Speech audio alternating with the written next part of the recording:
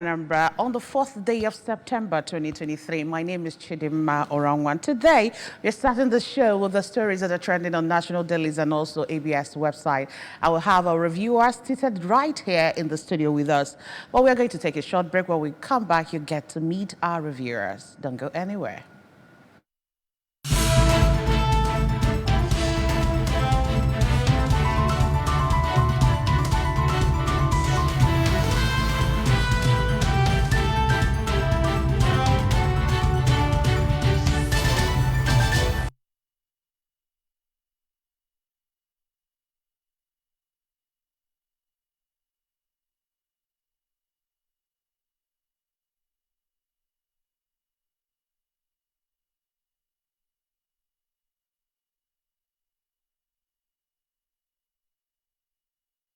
You're welcome back to the show, and our guests this morning are Onyeka Obieza. Onyeka Obieza is a public affairs analyst. Glad to have you on the show this morning. Good morning, Tutu Amanda Nambra. We also have Barrister Ifechukwu Dan Jacobs. Barrister, good morning. Good morning, Anambra presenter. Thank you. And Nonso Orakwe. Nonso Orakwe is also a public affairs analyst. Good morning, Nonso. Good morning. Kainoliano Notutua, Danambra. All right, quickly, let's start with the stories that are trending on ABS website. The first story we have this morning, Soludo receives more commendations on development initiatives. Building collapse, builder 2 sons die at Nnewi. Anambra State government repeats call on federal government to intervene on erosion menace. ABS phone-in program, Chat with Mr. Governor host today. All right, these are what we have on our website this morning. Let's start with you, Onyeka. You see the story that are trending on ABS website, okay? Should we start with the one that happened at Nne with the building collapse? Building collapse. It's a very big thing, and it's very unfortunate. I can see the parents in them losing their 2 sons. Let's forget about the material things first. We talk about the death of the children. And the father also. And the father. Now, I think we know we have standard organizations. Who are these people supervising these things and monitoring them? You know, for buildings to keep collapsing, that shows the engineers are not doing it fine. And the organization that is supposed to take care of that inspections, I don't know if they have done the on-ground inspection or they just did on the paper. Those are the problems. It's a unfortunate situation, but what can we do? If corruption is not in every system, those things should be corrected. But now that it happened, I do believe that the organizations that are supposed to take care of the inspections and the standard organizations should be able to take some drastic actions to correct all these things. If they are given the charge to check properly the building. I understand some time ago that some people, especially in the Onitsha area, that Awada and other areas in Onitsha, I discovered that if you go there, you see the buildings will be like uniform buildings. And what happens is that the owners will say, hey,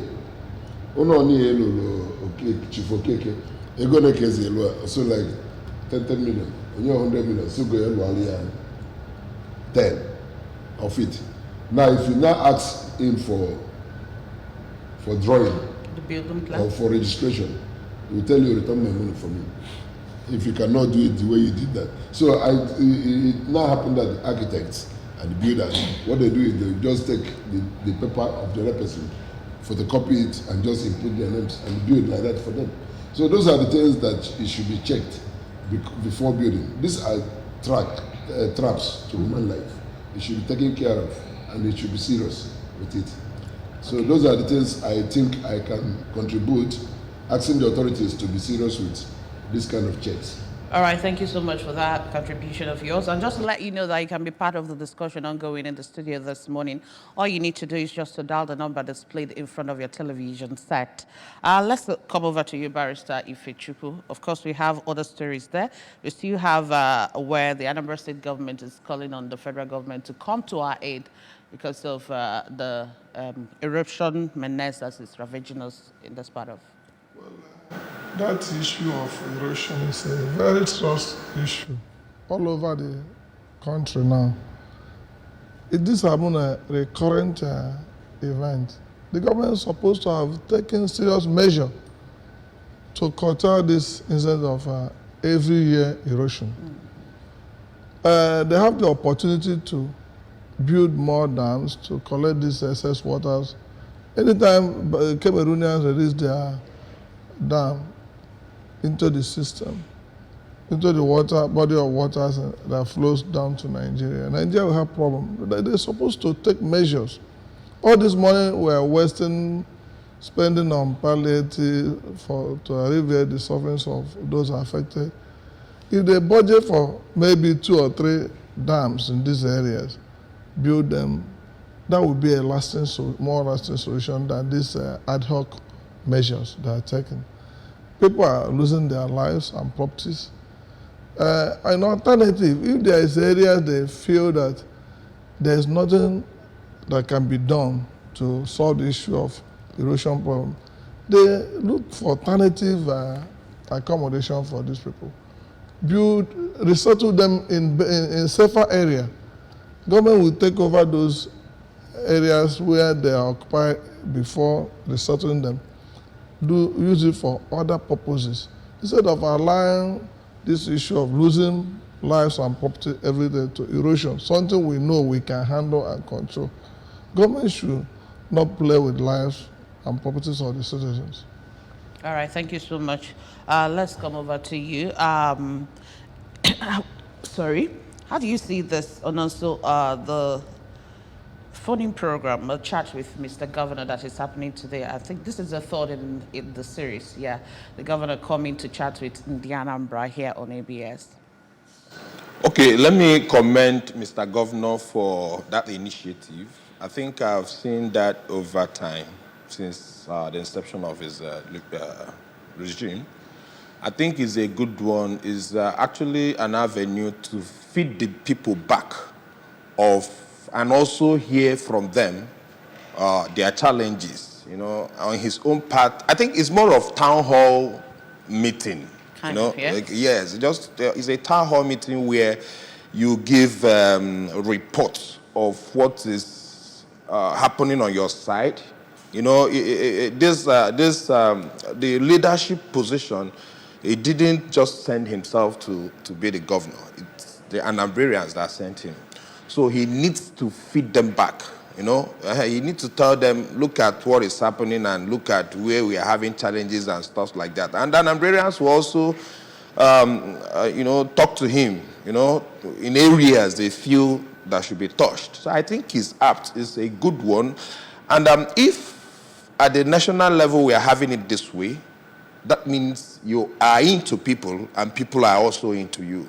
If you give that gap, people will feel they don't know what is happening in the system, where actually they're supposed to know. And sorry to say this should also cut across our representatives in all spheres in Anambra. Call it at the senatorial level. House of Reps, House of Assembly, down to local government and councillors. You owe people that report, feeding them back of what is happening. Whether you are good, tell them. Whether you are bad, tell them. But I feel what scares this representative or what made them not to do that is because they are hiding something. Maybe you have a project of 12 billion. You are managing how to, relay this information to the people. That is the issue of accountability. Does it mean if you relate it to them, they will come and snatch the money from you? But when you relate it to them, you will now have what to call distribution of duties. That is there's a better way of saying it. The distribution of duties, shared division of labor. These people take this, these people take this, do this, and I will hold you accountable.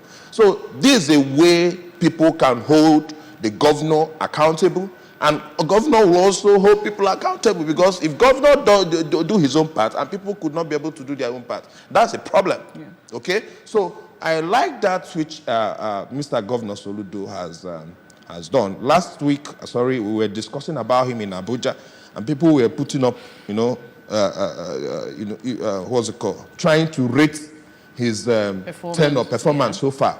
And so far, so good. But people are actually still anticipating more. I think by the end of today's program, people will be able to be on ground to relate to other people what Mr. Governor has and stuff like that. All right, quickly, let's go back to the very first paper we have under review this morning, and that's the Daily Sun newspaper. The list on with the banner headline, Labour in fresh showdown with federal government, begins 2 days warning strike tomorrow as government plans talks with union today. G20, federal government to decide membership after consultation at summit. Tinubu departs for summit in India. Anger, frustration as cooking gas rises by 9%. And then we still have there, Naira will bounce back against foreign currencies, says Adeboye. GTCO records 372 billion Naira profit in 2023. Protests as PDP clears Edo local government polls. And then we can still see invest in Southeast, British High Commissioner tells UK companies. The Sun book on Nigeria will fill vacuum created by history exclusion in school curriculum. This is from article, okay? These are what we have on the front page of Daily Sun newspaper. Let's start with a big story. Labour in fresh showdown with the federal government. They say they are going to start a warning strike tomorrow, but the federal government want to hold a meeting or talks with them today. Well, I would have preferred to talk about the investment and forget about the labor. These things they are doing, they thought they are doing it well. You don't want them to go on strike. You go on strike because every day they are warning federal government. Every day they want. For me, I don't want to read that kind of news. If you want to do something, you go straight and do it. Close down everywhere and negotiate with them. How can they be buying jeeps of how many millions, buying this for their own, and they are not thinking of the small people that are working for them? I don't think that is. The labor is playing politics. Please, I don't believe what they're saying. How many times have they done warning? How can somebody in the National Assembly be earning more than a state, a whole staffs, a labor force in a state? Just one person, because you're in the National Assembly, or because you're a governor, or because you're a president. If these people in the small labor force are not working, where would you have gotten the money to live that kind of expensive life? So if labor want to do something, let them go ahead and do it. If they don't want to do it, let them keep quiet. And their leadership also should be checked, because every time they won, they will settle them and they will keep quiet. And they will come out every day and be disturbing people's airways, telling us you are warning for strike. Why do you have to warn? The small staffs in the offices are not paid, and you are warning. What are you warning? If you are not getting money yourself to take care of your family, why would you keep warning?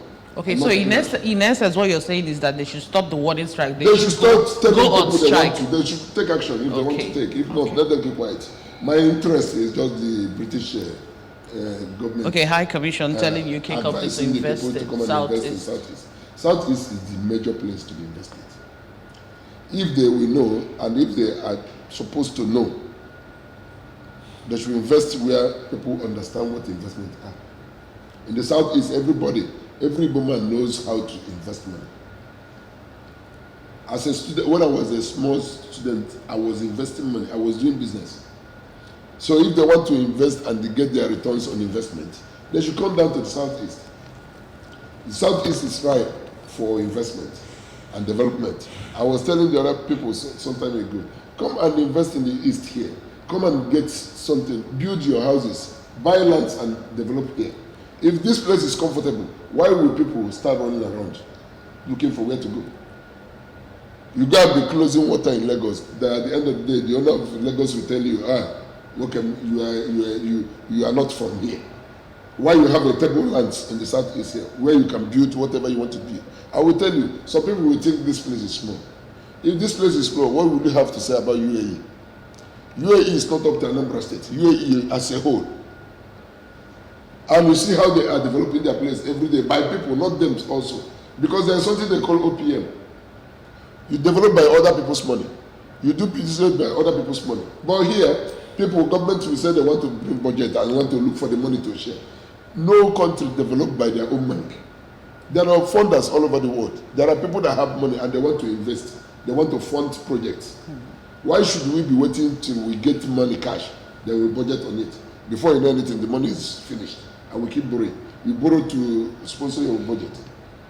You keep borrowing. When you keep borrowing, how long do you have to do that? And that is why today Naira is 900 plus to $1. How do a country survive with this kind of thing? It's not good. We have a lot of, see, I keep saying it and I will continue saying it. Because every currency is backed up with what they have. In Nigeria, we have almost every minerals. There's nothing that is not deposited here. So which one is backing our money that is making it fall and up? Kuwait has only oil. Their money is $3.5 to one Kuwaiti dinar. UAE has oil. Abu Dhabi has oil. Their money is 3.6. Since I started as a student, I was going to Dubai to buy things. The money was 3.6. Until today, it's still 3.6. That time, 18 naira is equal to 1 dirhams. But today, 1,500 or so is equal to 1 dirhams. What is backing our own? We have oil, we have gas, we have gold, we have diamond, we have all these things. Which one is backing our own? That is where I get confused. So now, what is the problem? What actually is the problem? Is wrong policies and the selfishness and corruption. Okay. From the leadership. It's actually wrong policy. To me, it's not wrong policy. We have the best policy across the world. How can you have policy that is not implemented? No, that's the problem. Implementation is actually the problem. No, we have it. No, there's policy, but it's on paper, right? There's difference between having policy what's and implementation. Now, our problem is implementation. Okay, there is policy best, but the implementation is a problem. If you say we don't have policy, then that means it looks somehow. Okay, you have shoes that you don't wear. Well, aside that, I want to also add to his submission that part of the things we need to, is the good news that these guys want to come and invest in the Southeast. But we need to put this house in order. Nobody wants to invest where he will lose out. Okay? If we are suffering insecurity and we are talking about investment, it will be very hard for people to come in and invest. So it is high time, since we are having international recognition that people want to do that, to our own benefit, we need to put this house in order. The stakeholders in Southeast, this is the time, and never any other time. This is the best time to put this house in order and allow these people to come and invest. That's what I want to add to your own benefit. What he said is correct also. But I will tell you, there's no place in this world that has perfect security. We are not talking about perfect. Therefore, we know how it was before. What is the cause of the insecurity in the Southeast? Whatever that is the cause. They should address that cause of the Who will address it? Who will address The government will do that. No. It's not only the government. Who? Okay. We have stakeholders. Let's not do. Who are the stakeholders? You are a stakeholder. Go all of Of course, I am. I'm Even to today, I'm still playing my role. So it's all of us. Barrister Dan Jacobs, you want to have add something? a very Well, on the issue of investment by British government as they are canvassing now, it's a good thing to Southeast. But the problem we have in this country is that corruption is the bedrock of our problem. Unless we kill corruption, no investment will thrive. They might bring billions of pounds and invest it there without proper management, without proper personnel in place that will tell the people the truth, that will give the dividends of what we have to the people. We are going nowhere. Major thing that have been the problem is corruption, not even policy. Corruption. we have good policies, but who are implementing them? Corrupt people everywhere. People are interested in their own pocket. If you place somebody in a place now, he will look for his brothers, sisters, children, whether they are competent or not. Until we start to lay emphasis on merit, lay emphasis on how do you get your wealth. Microeconomic check is very important. Micro is very important. You will see somebody as a billionaire today without corresponding investment backing it. You'll be going about. Tomorrow you'll be a role model. How do you encourage the younger ones to imbibe the spirit of hard work and truth without having people to look up to? In this country, we don't have role models. But what they are saying, all right, they are not saying British government to come and invest. They are saying the Britons to come and invest. That is private business owners. Whatever. If they come here, no private person will invest his money and close his eyes. However, I agree with you. But what I'm saying, another thing is that the labor. we still get to that. We still have it on other papers. Let's just go to the other paper. You want to add just to add something in case it appears so that we overlook it. The labor thing, I think they are also in a disagreement with the NUC. Is it NUC or NUT? TUC. TUC. It's not backing the NLC. NLC. There is confusion. You see that matter. So I they don't know still how need to put their house in order. Do you get it? Okay. Okay. Thank you so much for that. So we have agreed that for investment to thrive in southeastern part of the country, we have to start implementing our policies. We have to end corruption and also make our region more secured for investors to come. The security issue is a result of poverty. Okay. All right, quickly, let's take two papers now. Let's start with the National Star and the Daily Times newspaper. National Star first. 8.3 million Nigerians in Northeast need urgent humanitarian assistance. This is coming from Minister Borno Yobe Adamawa, worst hit. Benue, capital of humanitarian crisis in Nigeria, says UN. Tinubu sued for barring 25 journalists from State House. We can still see there, police capable of fighting terrorism, PSC chair Arase, sees dead 11 injured in Osun road crash. Nigeria's economy unstable since 2014, coming from Finance Minister. UK granted 132,000 Nigerians visa in the first quarter of 2023, says Envoy.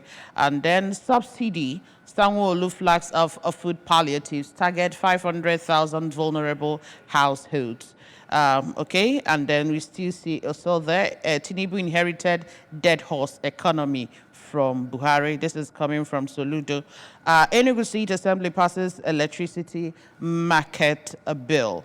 Insecurity, Zamfara government shuts down cattle market in 5 local government areas. Okay, quickly, let's see what we have in the front page of the Daily Times newspaper. Adamawa resident Slam Fintiri. Palliative distribution. Then drama as lady accuses father of being behind her barrenness. You must release me and my womb today, Papa. Okay, down there, how MFLM messed up Nigeria's economy. Financial expert. Analysts anticipate mixed sentiment as investors cherry peak sound stocks. Rivers records over 240 fatalities in resurgence of violence. Flood sweeps man away, body recovered in another community. And after decades, finally, Bajama gets the street head. Over to you, Nelson. Let's start with you. Okay, let's look at the 8.3 million Nigerians in Niger In Northeast. Yes. Needs urgent humanitarian service assistance. What has been happening in IDP? I know in Nigeria, the northern part has more IDP camps than the southern and eastern parts. When we are talking about humanitarian services, it's part of it. Because when you displace someone from his comfort zone, you have indirectly dehumanized the person. You know, leaving the person, pulling the person out of milk, out of breast. He's talking. And therefore making the person to, you know, to stay like someone that doesn't have hope in life. and it's coming from, it's 8.3 million. Okay? So what I'm saying in essence is this. I think it still boils down to leadership. It still boils down to leadership. And I know in developed world, there are ways to handle people, do humanitarian activities and stuff like that. And here in the country, you're on your own. If you happen to visit any of the IDP camps, you even cry. Because most of the food sent to these people in IDP camps are not, some of them are not enough. Okay? Now, there are so many organizations who are into these humanitarian services. Maybe probably being sponsored by one donor agencies or stuff like that. I think those people are, in fact, they are the hope of these people we are talking about, not actually coming from the government. Take, for instance, if there is flooding, and the SEMA, not FEMA, SEMA, State Emergency Agency. Management agency. So you see, most times, no, nebutel. Ndị mmadụ ewelozia their out of empathy. So what I'm saying in essence is this: the leadership of Tinubu, Bola Ahmed Tinubu, should, by the way of urgency, tackle that, and not to give us this on paper. They should even do it without even telling us. Let these people fix themselves. And the problem is still lies in what Barrister said, corruption everywhere. You know, there's something happened last year or last 2 years during Buhari's regime, where we have food, what's the name of this food, something they did for primary school children? School feeding program. School feeding program by one minister, I think Minister of Education. Then, can you buy on that thing now? So what I'm saying is that if we want to do humanitarian services properly, the government should take ownership of that with all sincerity so that Nigerians can recover and place their hope as it were. Okay, thank you so much. Barrister. Well, the issue of this Lagos State government sharing palliative, will it continue or just for this moment? So you gave a family a bag of rice today. What about tomorrow? Tomorrow. We are thinking they're supposed to look at something that will actually alleviate the sufferings of the people. How to cut down the cost of transportation. Even instead of giving food, give the people opportunity to get that food by themselves. And when they have the means to get it by themselves, they will always know where to get it. But this could be a short-term solution. When the issue of this poverty created by removal of subsidies stop. Because I'm not saying that the long-term solution could be on the pipeline. That's what they should look. They start to embark on that long-term solution. We are talking about conversion of vehicles from using PMS to CNG. But no, the government is not looking toward that. But purchasing mass transit vehicle for workers. Imagine some workers in this country, graduates, are receiving less than 100,000 a month. And with the situation, you give them a bag of rice. A bag of rice in the market is about close to 50,000. Yeah. Some of you are paying maybe 55,000 naira, 100,000 naira in a month. You don't talk about transportation, house rent, everything, and you are telling me you are giving them a bag of rice. And maybe the money they are supposed to use to buy the rice, they now put it in the money they are going to be using to transport themselves. We cannot achieve all this at once. It's better to subsidize, to make transport available, make means of transport, means of covering the goods, make goods and services cheaper for people. Let them go and get it back. Give it to them. Okay, all right. Thank you, sir. Me, I don't support palliative. I don't at all. Government should do something, they know what to do. Instead of giving me, every day you come and give me food. Why not do something that will make me go about and get my food myself? Have the You want to means. remove fuel subsidy. Okay, you have removed it. What is the alternative? You can't just come and say you remove fuel subsidy. Now, in Nigeria today, how many barrels of oil do we use daily? You have left 165,000 naira per liter to 600 naira per liter. And now you are giving me one bag of rice. 620. If I buy 10 liters of fuel, how much have I covered? I've covered 4,000 naira. So by the time I buy 20, 30, 40 liters of fuel, I've got enough money to buy rice. So those ones are not, let them go and fix up this money they are using now to buy rice. They can go and feed the refineries.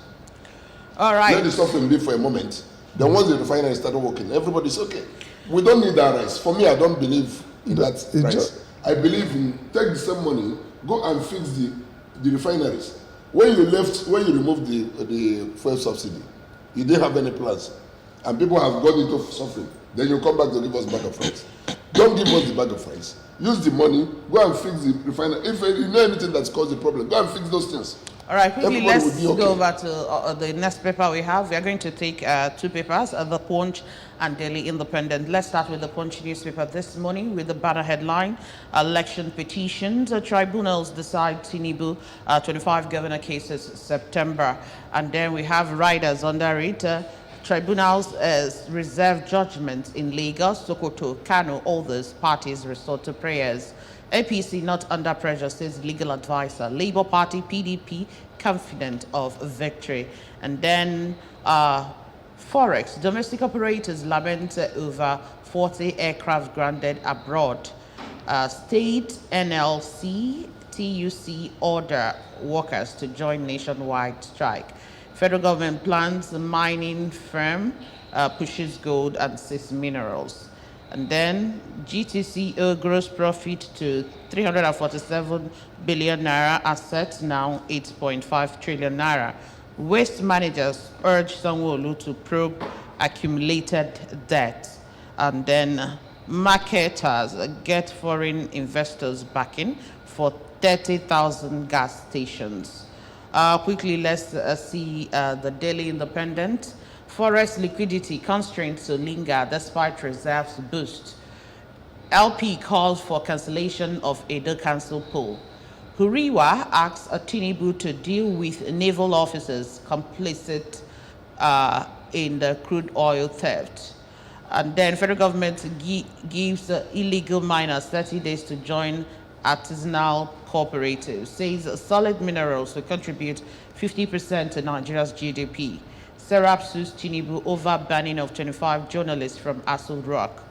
Domestic investors maintain dominance on NGS as index up to 3.4% in August. Federal government identifies state that may be impacted by flooding. Tinubu 4 ministers jet out to India today for G20 summit. And then NDLEA intercepts drugs at Lagos Airport, arrests kingpin. Barrister. Well, on this issue of federal government giving illegal miners 30 days to join artisanal cooperatives, it's very important that this issue of illegal mining is being put an end. Nigeria have lost billions of dollars to this illegal mining. And you know that part of the problem of insecurity in the north is because of this solid mineral illegal mining. Mm-hmm. They are getting illegal funds, use it to buy arms to protect themselves.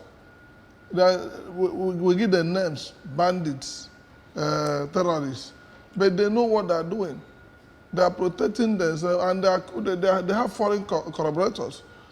The government should look into that, tackle that head on to boost the economy. We can't have something to fall back on and we'll be crying that we have nothing. Let me tell you, if the only solid mineral is properly harnessed, Nigeria, we can feed on that. We will be better off on that alone. This country, we're not supposed to suffer for financial issues at all.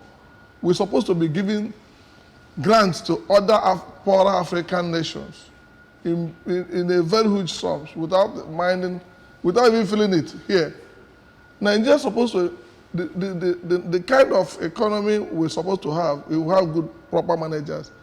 We're supposed to employ every available, employable person in West Africa, and we will not complain. But the problem is that this issue of corruption everywhere, look, this illegal mining, police are behind it, and other influential people, government should be serious in managing this country. All right, thank you so much. Onyeka. My concern now is about this tribunal. 25 governors out of 36 governors. So, what is the problem? Why would we spend as much as how many billion naira to conduct the election? And after the election till today, people are still in court. The president is still in court. The 25 governors are still in court. So what is the essence of that money? If the money cannot do the proper things.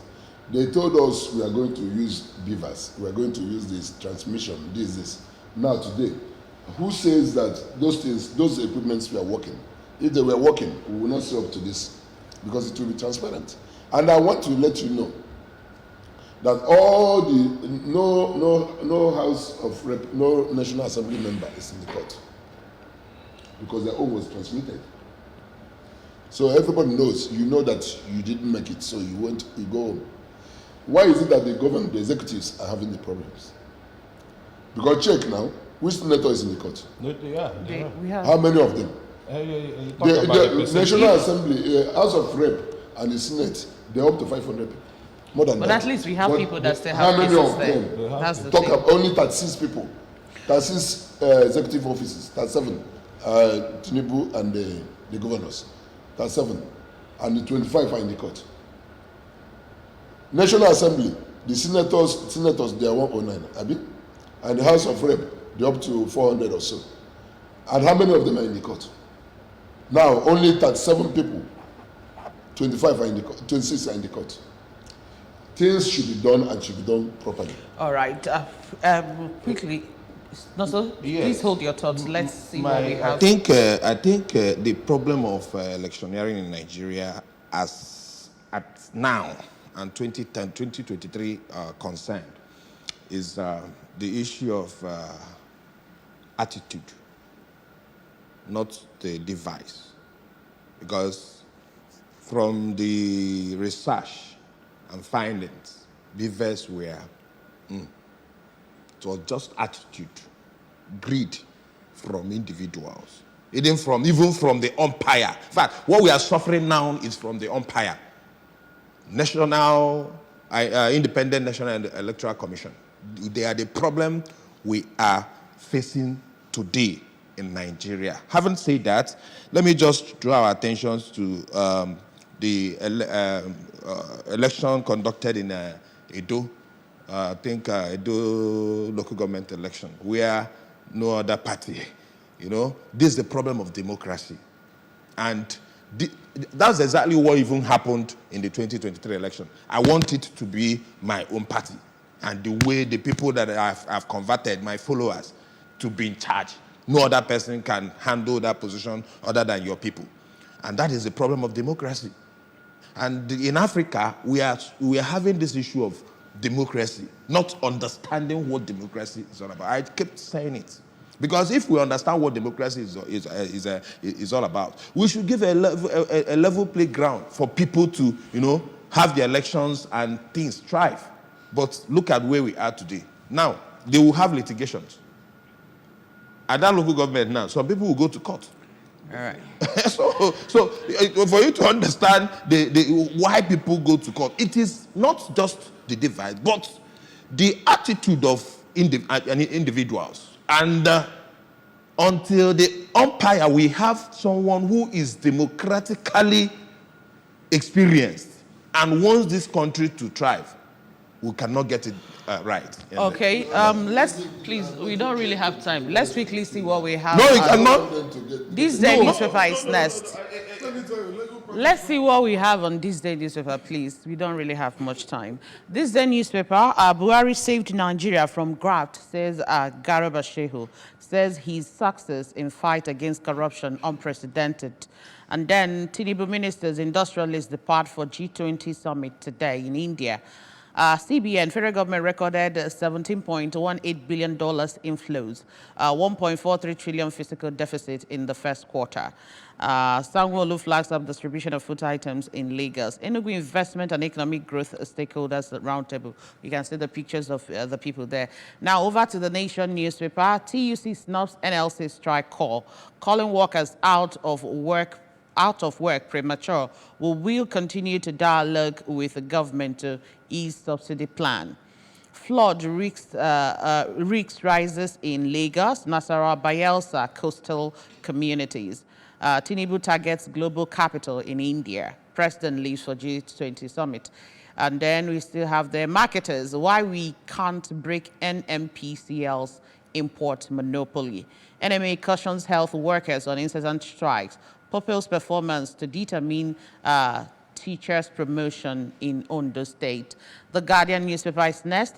Cyber criminals exploit weak regulations to harvest data and defraud Nigerians. You can see that on page 6 of the Guardian newspaper. Hiking fees, a fresh worry over dropouts and out-of-school children. NLC insists on strike despite government's overtures as a new tax regime commences. And then we have the single-term tenure is enough for president and governors. Unpaid claims of failed underwriters worsen sector's battered image. Federal government gives ultimatum to illegal miner. Okay, we've talked about that. And finally, Daily Trust newspaper. Farmers decry exclusion from 1.5 billion relief materials. We identified beneficiaries through SEMAs and NEMA. Farmers need flood-resistant seeds. This is coming from experts. And then up there, military kicks as PSC wants police to lead terrorism war. 4 victims of Kaduna mosque attack left behind 61 orphans and widows. Expert differs as federal government celebrates 400 days of zero-grid collapse. These and many more are what we have on the papers this morning. Now, so let's start with you. Okay. Buhari saved Nigeria from graft, says Garba. Garba Shehu. You see, my hand John Den Nahame. I think that is what we are suffering now. And I think the new leadership is not actually, is not finding it easy, okay? Based on what has happened. And the only people that can relate this matter to us are people that emerged as the leaders of this country, which is led by the Ahmed Bola Tinubu, to, save the country from what has transpired. Whether we like it or not, there are something we Nigerians are not, information they cannot avail to Nigerians. So what I'm trying to say is this. The people that have dropped this message know something is wrong. And I know it's very difficult for us to look beyond what we are seeing. But having said that, Nigeria needs to be rescued. All right, thank you so much for that. Barrister, let's see what we have on the front page of Guardian. Hikes in fee, fresh worry over dropouts and out-of-school children. Of course, this is September and a lot of schools have resumed. Well, actually, this issue of dropout of pupils from school or students is a worrisome issue. Because without proper education of the citizen, that development we are looking for, we're not going to get it. You must develop human capital first, before you talk about developing the resources. And other issues about development will not come to be. It's the human capital that will drive other developmental issues. So the issue of increase in school fees, I think is a very wrong timing. Nigerians are being impoverished day by day. Many cannot even feed their children. Want to talk about school fees, and you're adding more burden. Because by now, I thought, had we have a good management of our economy since independence. By now, we're not talking about school fee, we're talking about free education. Education for At least all. up to first degree. All right. Quickly, before we go, Nyeka, one of the editorial in the still Guardian newspaper is saying that single-term tenure is enough for president and governors. What's your thought on that? Very good. Because the amount to conduct an election, re-election in Nigeria is too much. That magic you want to do, if you do it for 60 years, you'll be able to perfect it. If you want to actually do something. So coming up to tell a person go for second term, and the person will amass the whole money in the state or in the federal to go and conduct an election and start again. That is why we are not building. That's why we are not. It's just like you amass all the money in your house to go and do party. After doing the party, you come back and start telling everybody you are broke. How can't you get broke?